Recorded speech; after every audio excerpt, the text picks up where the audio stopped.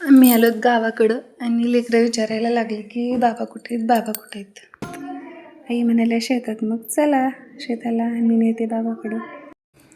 आम्ही आलोत शेताला सगळेजण. आणि आई म्हणाले एक सरी कांद्याची आपल्याला खुरपायची, ती राहिली होती, ती अगोदर खुरपून घेऊत आणि नंतर बाबाकडे घेऊन जाते तुम्हाला. मग काय कांद्याची सरी आम्ही खुरपून घेतली दोघींनी मिळून. 2-3 दिवसापूर्वीच आईने मेथी आणि शेपू घरी घेऊन गेल्या होत्या. म्हणल्या राहिले होते फक्त वांगे, तर वांगे बघ असतील. खरंच बघितले तर होते वांगे झाडाला, ते तोडून घेतले आणि निघालो होतो आम्ही मग अण्णाकडे. अण्णा दुसऱ्या शेतात होते, जिकडे हरभरा पेरले आणि तिथं पाणी देऊ लागले. लेकरांना त्यांच्याकडे जायचं होतं. जाता जाता आई म्हणल्या बघ आपल्या चिकूच्या झाडाला किती चिकू लागलेत, पानाला चिकू लागलाय बघ. आणि खरंच बघितलं तर चिकूनं सगळं झाड असं लगडून गेलं होतं.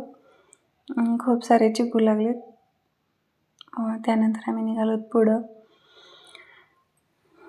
लेकरांना फक्त तिकडं बाबाकडे जायची घाई झाली होती. जाता जाता आंब्याला सुद्धा मोहर आलेलं बघितलं. आंब्याला सुद्धा भरपूर असा मोहर आलता. अण्णा हरभऱ्याला पाणी द्यायलेत म्हणून आम्ही इकडे आलोत, तर इथं अण्णाच नव्हते. अण्णा गेले होते घरी.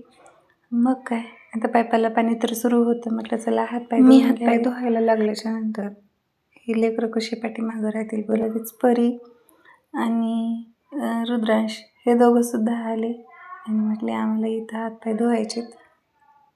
आता ह्या दोघांचा हातपाय धुणं व्हायले तोपर्यंत म्हटलं चला लिंब काढून घ्यावं. आणि लिंब काढायला काठीनं हाणणार एवढ्यात चिमणीचं घरटं दिसलं आणि लिंब घेतले आणि आम्ही सगळे निघालो घरी. चला बाय.